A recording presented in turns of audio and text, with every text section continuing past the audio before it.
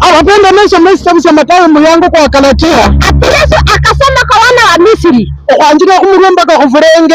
lazima hii mwaka muokoke sababu mnakuwa mkitenda dhambi sana. Sinasunga asirilana.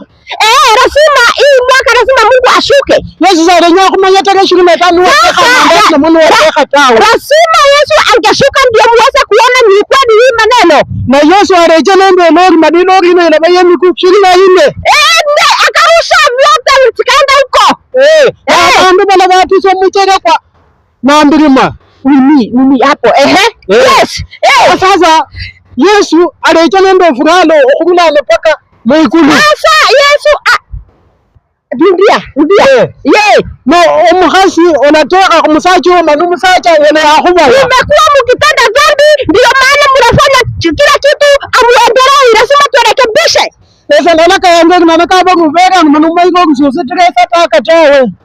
Hiyo ndio tu dawa yenye Mungu anaweza kuponya nayo. Haleluya. Alasunga habari aba mama bari mukanisa muno bosi naba khana naba nini basa alagenda mwinje banakora amatapao yaunganisha na amatapao bana arecha nesi sasa sio mkali.